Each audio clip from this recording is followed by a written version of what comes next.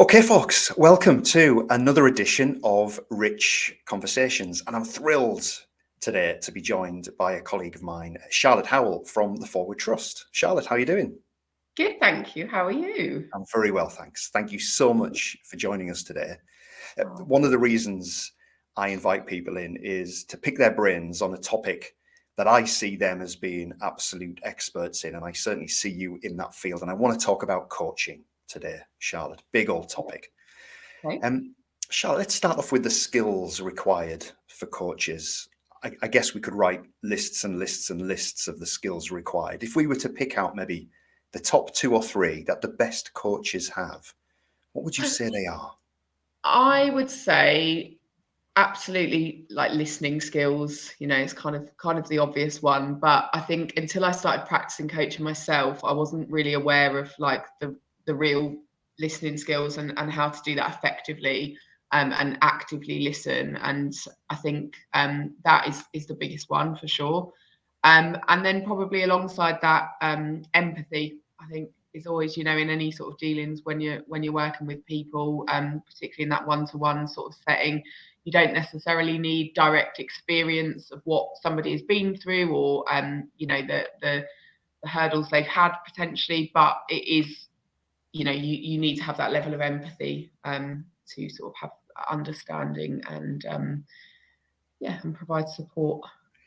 Nice one. So listening and empathy, they're absolutely crucial. You're so right. Let's say that I was a first-time manager. Let's say I've taken over a team for the first time and I can see there are people in my team who I think could benefit from some coaching from me as their new manager.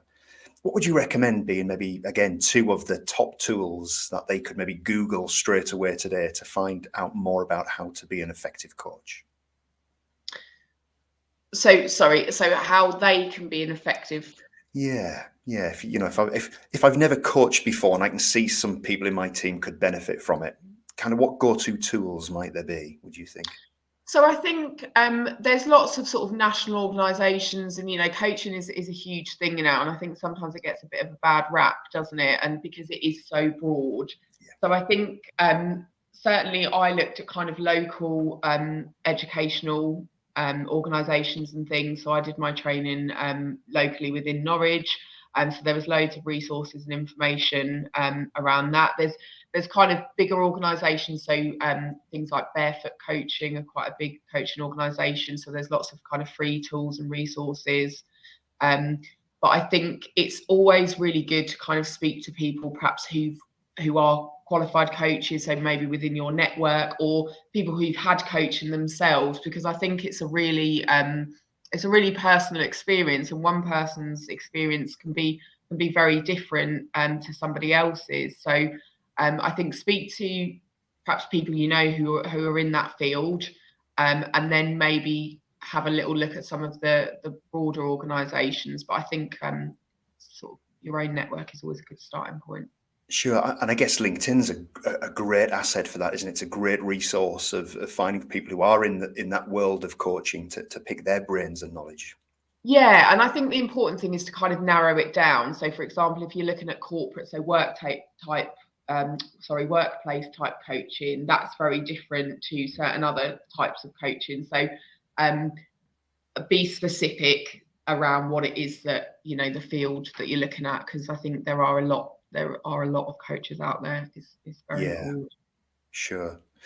And I guess it's worth us saying, isn't it? Again, thinking of that first time manager who's taken on a team and sees identified some coaching opportunities. It's probably worth just saying, just tread carefully. Coaching isn't something which we can all just pick up instantly and dive into and be brilliant at. We No. definitely need to be good at this before we throw ourselves into it, don't we? We do, and I think it is a two-way relationship. So any coaching relationship, the person that you're going to be working with has to be really receptive and open to that, which not everyone is. So I think if you're talking from a management perspective, it's always really good to find out from your team and things what it is that they're looking to achieve, what it is, the outcomes that they would like for themselves, to kind of know where to pitch it. Sure. Yeah. Brilliant. Hey, listen, Charlotte, thank you so much. It's been really good to pick your brains when it comes to coaching. So thank you so much for your time. Thank you. So, folks, keep Keep watching this space for more rich conversations coming up very soon. Take care.